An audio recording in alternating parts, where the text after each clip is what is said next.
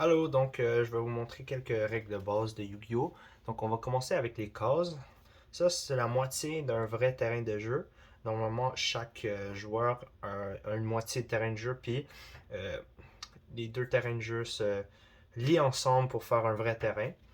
Donc, sur chaque moitié de terrain, on a 5 cases de monstres. Ça, c'est où que vous allez invoquer vos monstres. Et vous n'avez seulement droit à avoir 5 monstres à la fois sur le terrain.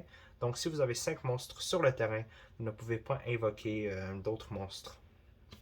Et on a 5 cases de cartes pièges et de cartes magie. C'est la même règle que pour les monstres, c'est-à-dire que si tu as 5 cartes pièges ou de cartes magie en jeu, vous ne pouvez pas activer d'autres cartes pièges ou magie. Donc ici, on a une case cimetière. Si vous défaussez une carte de votre main à cause d'un effet d'une carte, ou votre monstre est détruit par un effet de carte, ou par bataille, dans toutes ces situations, la carte va être dans la cimetière. Et il y aura certaines cartes qui vont te permettre d'invoquer des monstres dans la cimetière. Alors, mais plus sur ça plus tard. Et on a une case pour votre paquet de cartes, et vous le mettez comme ça. Et dernièrement, quand vous allez lier les deux terrains, il va y avoir une case ici. Les deux cases-là vont être pour les questions de science. Puis ouais, c'est ça. Donc chaque joueur commence avec 2000 points de vie. Et il y a trois types de cartes dans Yu-Gi-Oh! Carte monstre, carte magie, carte piège. On va commencer avec carte magie et carte piège. Donc les cartes pièges doivent être 7 sur ton tour, comme ça. Et sur n'importe quelle case. Et sur le tour de ton adversaire, tu peux activer ta carte piège et utiliser son effet. Par exemple, Threatening Roar dit que your opponent cannot declare an attack this turn. Donc ton adversaire ne peut pas déclarer une attaque à ce tour-là. Et pour les cartes magie, sont très semblables aux cartes pièges, sauf que tu dois les utiliser sur ton tour. Et tu peux utiliser leur effet. Par exemple, Darkhold dit que Destroy all monsters on the field, détruit tous les monstres sur le terrain. C'est très important de lire les effets de la carte. Si vous avez des questions, n'hésitez pas à venir me demander. Et une autre chose, les cartes, tu as le droit d'utiliser le nombre de cartes magie et le nombre de cartes pièges que tu veux. Mais quand leur effet est résolu, les cartes magie et les cartes pièges vont toujours dans le cimetière. Donc, on va parler des cartes monstres. Donc, pour cet exemple, je vais prendre deux cartes monstres. Frostosaurus et Jax Knight. Donc, chaque monstre a des points d'attaque et des points de défense. Et dépendant de sa position, vous allez utiliser les points d'attaque ou les points de défense dans la calculation des dégâts.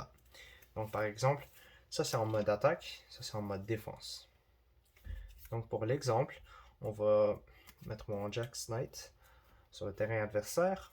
Donc on peut voir que Frostosaurus, il a 700 plus d'attaque que Jax Knight.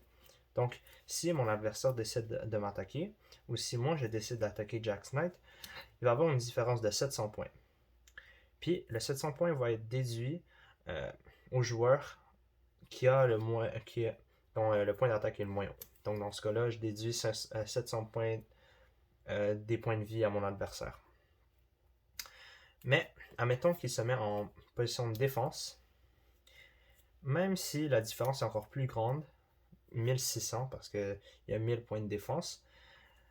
Même si je l'attaque, oui, il va se faire détruire, mais mon adversaire ne va pas prendre de points de dégâts parce que un monstre en position de défense n'a pas le droit d'attaquer, mais s'il se fait détruire, le joueur ne perd pas de points de vie.